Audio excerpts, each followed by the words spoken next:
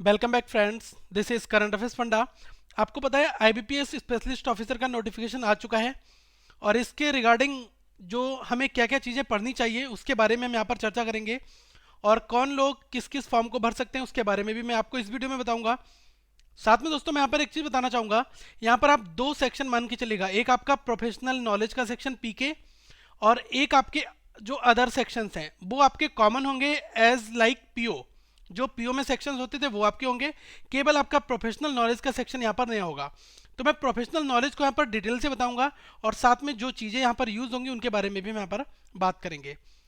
अब बात आएगी कि आप किस किस पोस्ट के लिए अप्लाई कर सकते हैं। अगर आपके पास में देखिए यहाँ पर जो पोस्ट हैं वो आईटी की पोस्ट है ऑफिसर स्केल 1, उसके बाद में एग्रीकल्चरल फील्ड ऑफिसर की पोस्ट है स्केल 1 की, राजभाषा अधिकारी की पोस्ट है, उसके बाद में लॉ ऑफिसर की पोस्ट है और एचआर स्केल 1 और पर्सनल ऑफिसर इसको कह सकते हैं, ये पोस्ट है। देखो अब जिस लोगों ने बीटेक किया हुआ है आईटी से तो वो केवल आईटी ऑफिसर का फिल कर सकते हैं।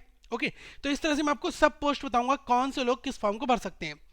एक चीज मैं आपको और बताना चाहूंगा, आईटी के लिए मैं कुछ स्पेशल वीडियोस आप तक जरूर लाऊंगा जो स्पेशलिस्ट ऑफिसर को डायरेक्टली हिट करेंगी और वहां से आपके क्वेश्चंस बनेंगे एमसीक्यू फॉर्मेट में भी।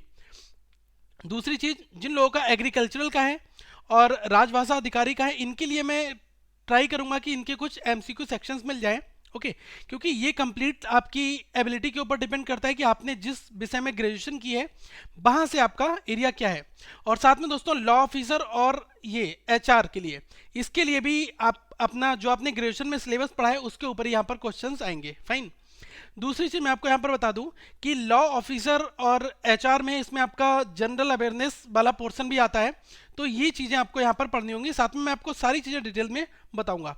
अब सबसे पहले बात कर लें कि फॉर्म हमारा ऑनलाइन स्टार्ट कब से हो रहा है।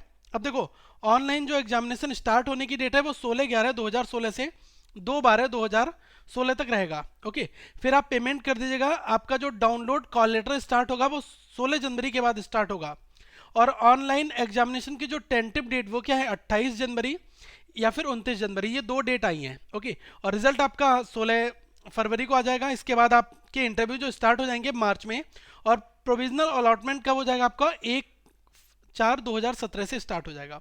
तो ये कंप्लीट सिनेरियो, इसको माइंड में ध्यान रखते हुए आप अपनी प्रिपरेशन को बूस्ट करें। अब बात करता हूं कि एप्लीकेशन का जो अप्लाइंग क्राइटेरिया क्या है। देखो एज का कैलकुलेशन आपको करना है 1/1/2016 को। मिनिमम 20 ईयर्स की आपकी एज होनी चाहिए और मैक्सिमम 30 ईयर्स, 30 से ऊपर आप नहीं होने चाहिए। ओके, और तो हम क्या कह सकते हैं कि 2/11/1986 से पहले का जो वार्न हुआ स्टूडेंट्स होगा वो इस फॉर्म को नहीं भर सकता, या फिर जिसका जन्म 1/11/1996 के बाद हुआ है तो वो डेट इंक्लूसिव। ओके, इस चीज का आपको ध्यान रखना है। अब हम बात करते हैं आईटी ऑफिसर स्केल 1 के लिए हमारा बेसिकली क्राइटेरिया क्या है। देखो इसमें भी मैंने आपको एज बता दी कि 20 मिनिमम और मैक्सिमम 30 है। अब इसमें क्या है, जिन लोगों ने 4 ईयर का इंजीनियरिंग या फिर टेक्नोलॉजी डिग्री ली है कंप्यूटर साइंस में, या फिर उनके पास में कंप्यूटर एप्लीकेशन जिन्होंने एमसीए किया हुआ है, ओके, और इंफॉर्मेशन टेक्नोलॉजी, इलेक्ट्रॉनिक्स, ठीक है, इलेक्ट्रॉनिक्स एंड टेलीकम्युनिकेशन, या फिर इलेक्ट्रॉनिक्स एंड कम्युनिकेशंस और इलेक्ट्रॉनिक्स और इंस्ट्रूमेंटेशन, ठीक है, ये केवल 4 ईयर वाले डिप्लोमा की यहाँ पर बात हो रही है। तो जिन लोगों ने बीसीए किया है उनके बारे में भी मैं बताऊंगा कि केवल बीसीए करने वाले क्या यहाँ पर भर पाएंगे इस फॉर्म को या नहीं भर पाएंगे आईटी ऑफिसर के रिस्पेक्ट में। फिर यहाँ पर बात की गई कि पोस्ट ग्रेजुएट डिग्री आपके पास होनी चाहिए, या तो 4 ईयर का डिप्लोमा होना चाहिए या फिर आपके पास पीजी, आपने पोस्ट ग्रेजुएट डिग्री की है। तो बीसीए 3 ईयर में आता है तो वो यहाँ पर एप्लीकेबल नहीं होगा। यहाँ पर कहा गया ना post graduate degree in electronics और इलेक्ट्रॉनिक्स एंड टेलीकम्युनिकेशन, फिर electronics and communication, electronics and instrumentation, computer science. अब देखो पोस्ट ग्रेजुएट अगर कंप्यूटर साइंस है या फिर इंफॉर्मेशन टेक्नोलॉजी से है या फिर कंप्यूटर एप्लीकेशन से है या फिर ग्रेजुएट हैविंग पास डोएक बी लेवल, ठीक है, या फिर आप ग्रेजुएट हैं और साथ में आपके पास में डोएक का बी लेवल का सर्टिफिकेट भी है, तभी आप इस फॉर्म को भर सकते हैं। मतलब जिन लोगों ने एमसीए किया हुआ है वो इस फॉर्म को भर सकते हैं, जिन्होंने एमएससी आईटी किया हुआ है वो भी इस फॉर्म को फिल कर सकते हैं आईटी ऑफिसर के लिए। तो ये जनरल डाउट है, कुछ डाउट सेशन की हम बाद में भी बात करेंगे। अगर आपका कुछ डाउट है तो आप कमेंट बॉक्स में अपना क्वेश्चन जरूर पूछें। अब देखो जिन लोगों का एग्रीकल्चरल वाला सिस्टम है उनके लिए, एग्रीकल्चर के लिए क्या करना है, देखो 4 ईयर की डिग्री ग्रेजुएशन में होनी चाहिए। ग्रेजुएशन आपने 4 ईयर का किया हो। एग्रीकल्चरल में horticultural, animal husbandry, veterinary research science और डेयरी साइंस, फिशरी साइंस, ठीक है।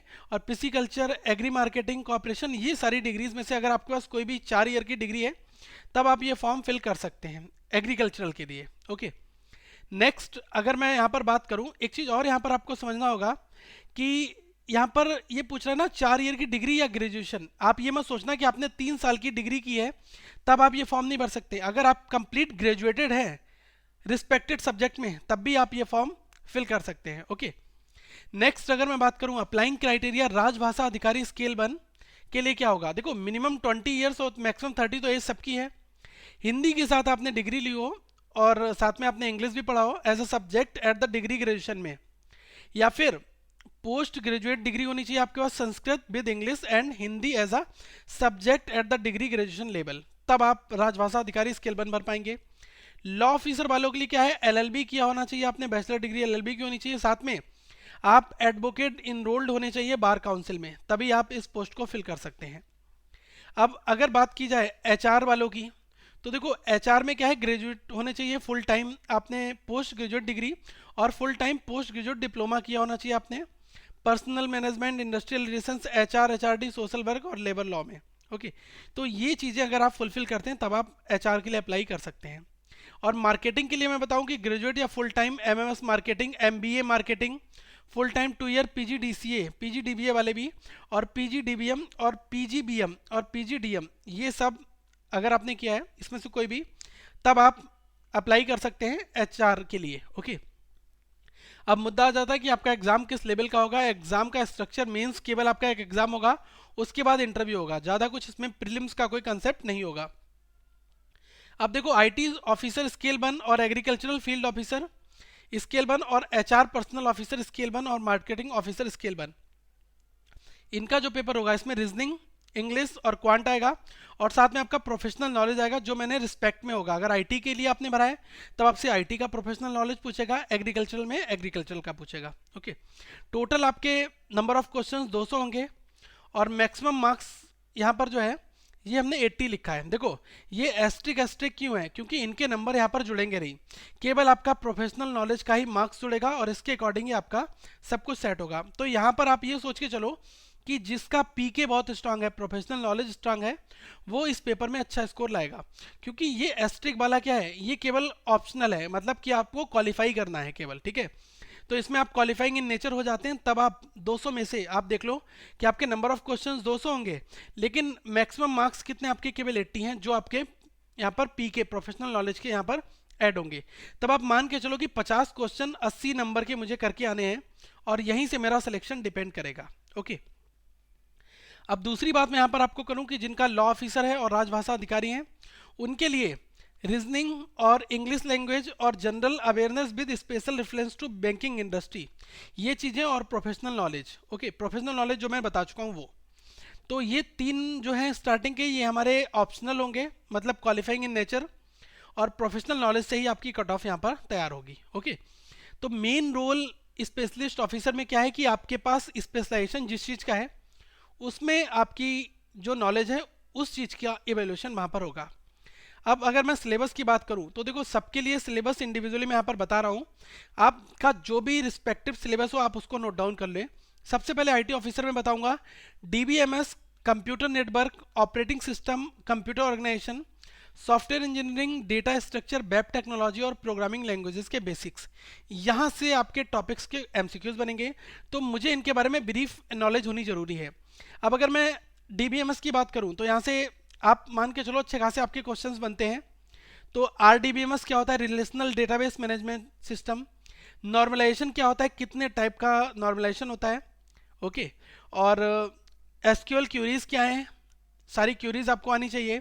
ER diagram, entity relationship diagram और ट्रांजैक्शन मैनेजमेंट, तो यहाँ से बेसिक्स आपको डीबीएमएस का पता होना जरूरी है। और देखो कंप्यूटर ऑर्गेनाइजेशन में हार्डवेयर और माइक्रो प्रोसेसर ये आपको पढ़ना पड़ेगा। बस का स्ट्रक्चर क्या होता है, नेटवर्क सिक्योरिटी से 2-3 क्वेश्चन बनते हैं। Cyber crime, risk management, firewall और क्रिप्टोग्राफी, ठीक है, ये क्रिप्टोग्राफी, ये सब चीज़ें यहाँ पर क्या होती हैं, इनक्रिप्शन, डिस्क्रिप्शन, यहाँ से आपके क्वेश्चंस बनेंगे, इनकी एल्गोरिथम। अब मैं डेटा कम्युनिकेशन की बात करूँ तो model, OSI model, OSI reference model, TCP IP model और नेटवर्क आर्किटेक्चर, डेटा कम्युनिकेशन और आईपी एड्रेसिंग, यहाँ से आपके क्वेश्चंस बनेंगे। तो ये टॉपिक हमें कवर करने जरूरी है।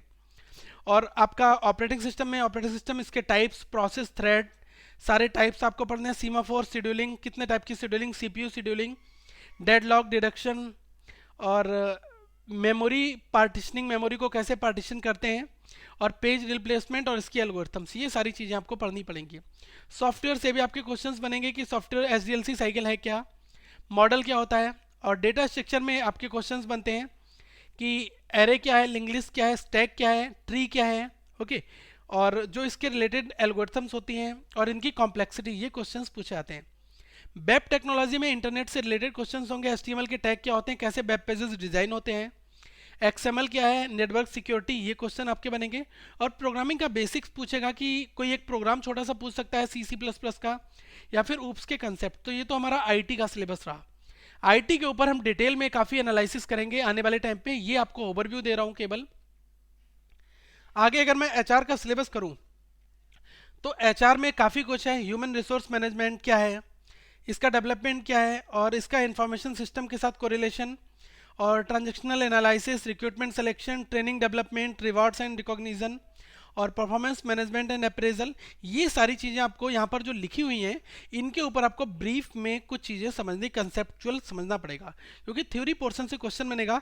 तो जो मैंने सिलेबस यहाँ पर लिखा हुआ है, इसके अंदर का जो सिलेबस है वो मैं कंप्लीट आपको डिस्क्रिप्शन बॉक्स में एक लिंक दे रहा हूँ, वहाँ से आप डिस्क्रिप्शन अपना कंप्लीट सिलेबस को समझ सकते हैं। फाइन। तो बाकी जो बेसिक टॉपिक हैं वो आप यहाँ से नोट डाउन भी कर लें। मार्केटिंग में जो है वो आप मान के चलो कि आपके 4P क्या होते हैं मार्केटिंग के, वो आपको समझने हैं। ब्रांड मैनेजमेंट और service marketing, additional 3Ps, people, process, physical evidence, ये सब चीज़ें जो आपने अपने ग्रेजुएशन में पढ़ी हैं, वो एक आप आइडिया लग जाएगा जो यहाँ पर टॉपिक दिए, इनसे को रिलेटेड आसपास के टॉपिक आपको पढ़ने होंगे। राजभाषा अधिकारी में आप मान के चलो बैंकिंग अवेयरनेस का आपका 70% पोर्शन रहता है, बाकी आपका हिंदी का पोर्शन रहता है, ये वाला पोर्शन, तो ये आपको वहाँ पर करना पड़ेगा। ओके, नेक्स्ट, तो इसके लिए आप क्या करो, ल्यूसेंट की जो बुक आती है हिंदी की, सामान्य हिंदी की, उस बुक को प्रेफर कर लो और वहाँ से क्वेश्चंस बनाने सॉल्व करो। करंट अफेयर्स पढ़ो, ये सब चीज़ें आपकी यहाँ पर डायरेक्टली आएंगी। लॉ ऑफिसर की अगर मैं बात करूँ दोस्तों, तो लॉ ऑफिसर में बैंकिंग का आपका काफ़ी कुछ पढ़ना है और इसके लीगल एस्पेक्ट पढ़ने हैं, और बैंकिंग रेगुलेटेड इंपॉर्टेंट लॉज कौन कौन से हैं वो पढ़ने होते हैं, और commercial laws with reference to banking operation, तो ये, और जो आपने अपने ग्रेजुएशन में पढ़ा है एलएलबी में, वहाँ से आपके क्वेश्चंस बेसिक बनते हैं प्रोफेशनल नॉलेज में। अब ये बहुत बेसिक है कि रीजनिंग में आपका क्या आएगा। रीजनिंग में मैं आपको हर एक एग्जाम में जैसे बताता हूँ, syllogism, seating arrangement, puzzles, inequalities, input output, coding decoding, alphabet और ब्लड रिलेशन, यहाँ से आपके क्वेश्चंस बनते हैं। ठीक है, तो ये आपको चीज़ें यहाँ पर करनी होंगी। लेकिन जब पेपर क्वालिफाइंग इन नेचर है केवल, कि आपको पेपर को केवल क्वालिफाई ही करना है, तब आप उन क्वेश्चंस को बनाना जो आपके श्योर शॉर्ट हो, उन क्वेश्चंस के ऊपर आप अच्छी प्रैक्टिस कर ले। ओके, पेपर से पहले मैं आपको प्रॉपर गाइडेंस करूंगा हर एक टॉपिक के लिए एसओ के रिगार्डिंग। क्वांटिटेटिव की अगर मैं बात करूं तो DI, approximation, arithmetic, number series, data sufficiency, probability और क्वाड्रेटिक इक्वेशंस।